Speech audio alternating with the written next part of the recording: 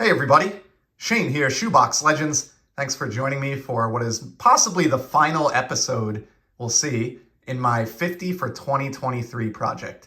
In case you're new to the channel or haven't been by to catch any of these earlier in the year, it's a very basic idea. It's exactly what it sounds like. Just sat down at the tail end of 2022 over the holidays and made a list of 50 singles that I wanted to try to target in the 2023 calendar year. I knew right from the outset I was never going to get all 50. That wasn't the goal. The intent was just to create a framework to use and to reference back to make sure that I was keeping myself at least somewhat focused throughout the year in my purchases, despite my getting distracted by shiny new things constantly. And I had kind of told a couple of friends at the time that if I could even reach the 30 mark out of 50, I would consider that a success. 60%, more than half the cards on my list. And today's card represents exactly that. It's card number 30. And before we show it, definitely stick around afterwards because I have a handful of other amazing cards that are kind of a tie to this concept that we're going to talk through. But before we do that, card number 30 from the 1951 Bowman release, Dan Bankhead of the Brooklyn Dodgers. Got this gorgeous PSA 4. Took me a long time to find a copy of this card that I was satisfied with. Of course, I started looking back in early January after I comprised my list, and it took me all the way till November to finally find an affordable copy. This was under $50 in a condition that meets my eye appeal test, and I'm just pumped. So why did I want this card? I guess three reasons primarily. First and foremost, I love 51 Bowman. I've gained an even greater appreciation for that set in over the last couple of years. I've always had a handful of them, but I think I stayed away because I'll never probably own the Mantle or the Maze, but thinking about it more, that's really a mistake. And there's so many gorgeous, gorgeous cards in this set that I just wanted to own. So while I didn't complete and I won't complete the entire 50 for 2023 project, I am happy to say this Dan Bankhead is the final 1951 Bowman card that was on that list. There was 5 or 6 of them on the list of 50, and I did get every one of those. So the list and the project was a great success in that sense and really helped me to stay focused on what is one of my favorite vintage baseball sets. So first reason, just 51 Bowman. I love it. The second reason, I'm a big Brooklyn Dodgers fan. I just love that franchise. And I've told many friends this, but even growing up, we always play those, thinking exercises like time machine. Where would you go back to if you could go back in time for a few hours? And I would always answer, I would go back to see a Brooklyn Dodgers game at Ebbets Field in the 1950s. I just think it would be so awesome to take that in. So great Brooklyn Dodgers card. And then the third reason, and the most important reason, is the importance of this man and this card to the game of baseball. So Dan Bankhead was the first black player to pitch in a Major League Baseball game. And so we frequently talk about Jackie Robinson and Larry Doby and names like that who are, integrated the sport of baseball and broke the color barrier. Those guys deserve every bit of that praise and more. But you don't hear as much said about Dan Bankhead. Now, there's a couple reasons for that. Obviously, he didn't have the Hall of Fame caliber career that a Larry Doby or a Jackie Robinson did. And also, our hobby tends to be a bigger fan of offensive players. So I get all that. But I think back and I try to imagine what Dan must have felt going through that and representing his race as the first ever pitcher, to take the mound in Major League Baseball. That just must have been an insane feeling. I'm sure that he dealt with a lot of the same unfortunate circumstances that players like Jackie Robinson did. And what's interesting to me is, guys like Jackie Robinson and Larry Doby, I love those guys, and I'm in no way, belittling anything that they accomplished. They're huge, mammoth figures in the history of baseball. But an offensive player comes to bat maybe 3 times a game or 4, or they're out in the field and a ball comes to them maybe every few innings or maybe not at all.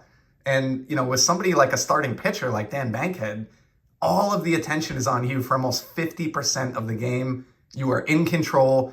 You have the ball in your hand, so frequently. And so, for those reasons, I just think his experience must have been unique in that way and just a really, really important figure in baseball history. So I'm pumped to have this one. Here's a look at the back. Actually, no wax on this either, which is crazy. This card's in really, really great shape. Love this for a PSA 4.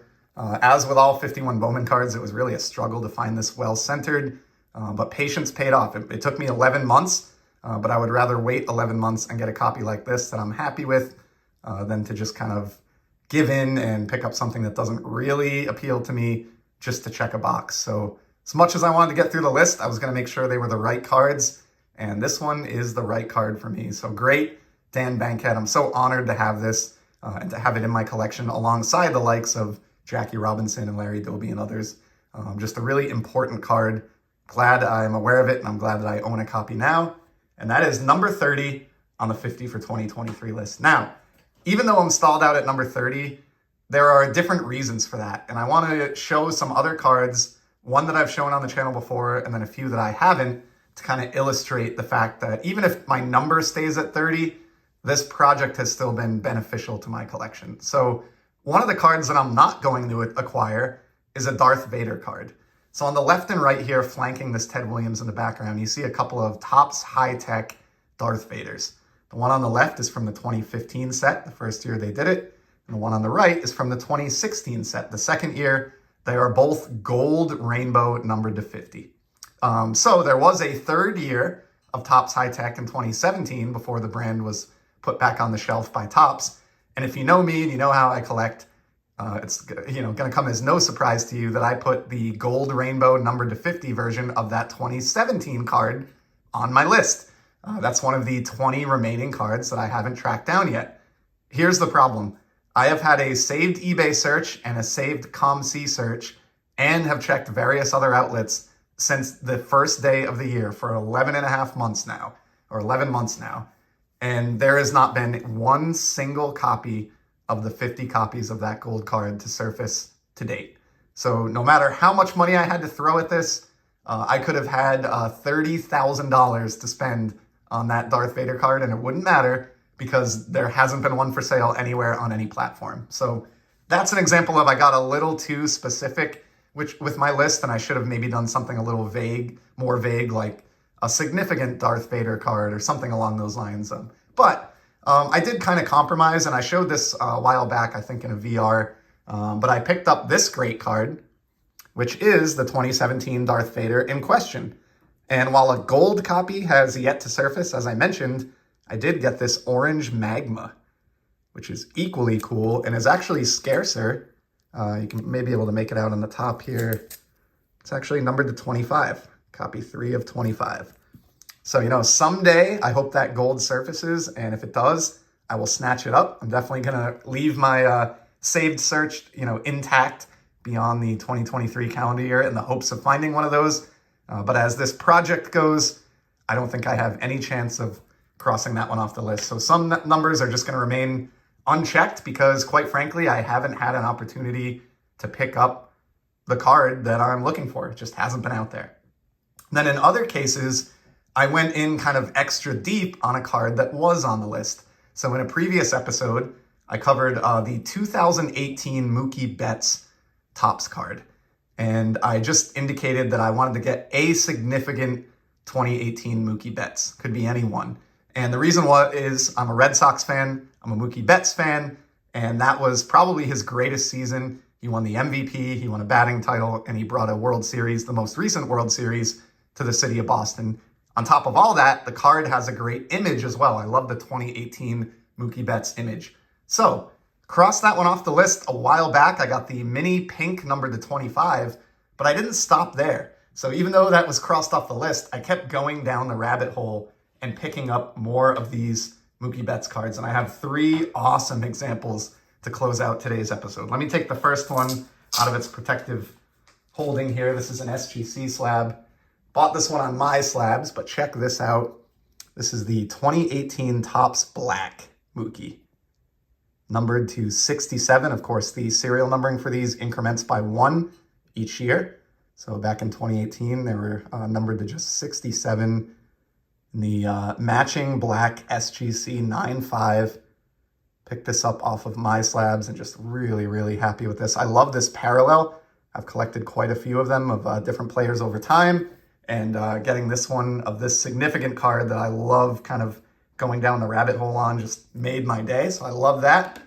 And then later on throughout the summer, ended up finding the gold wave refractor, numbered out of 50. So you have the gold Darth Vaders in the background and Like many collectors, I love gold cards. I love gold refractors numbered to 50, especially, so that won't be news to you if you've been by the channel before.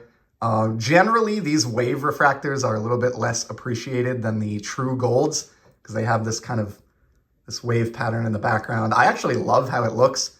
I know a couple of other collectors that feel the same way, but as far as demand and market value, these sort of are like the red-headed stepchild or red-headed stepbrother of the true gold refractors. But you know what? 50 is 50. There's only 50 copies of this that exist out there.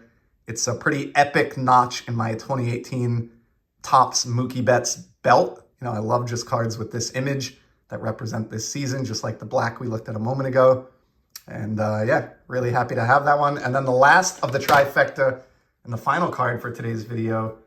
This came in only about a month ago, popped online as a buy it now. I had been waiting for so long for one of these and snatched it up probably within half an hour of it getting listed. The 2018 Topps, the True Gold Refractor out of 50. This is the card as far as Topps Chrome goes, you know, other than like Superfractor, one of ones and things like that. But the Gold 50 is, you know, pun intended, the gold standard of chromium baseball cards, modern baseball cards. And this one I had been looking for since way before this year and way before this project. It's probably been 2 to 3 years that I've been trying to nab the gold 2018 gold refractor Mookie Betts. So yeah, even though I may not get through the other 20 items on the 50 for 2023 list, I did kind of go a little bit deeper on some of the ones that I have crossed off. And overall, as I said throughout this video, the intent of the project certainly worked out. It kept me focused, and I'm really happy with the way that I've kind of matured and grown my collection here in 2023. So we're at the 12-minute mark. I've talked long enough. That is card number 30 in the 50 for 2023 project, plus a little bit of bonus content.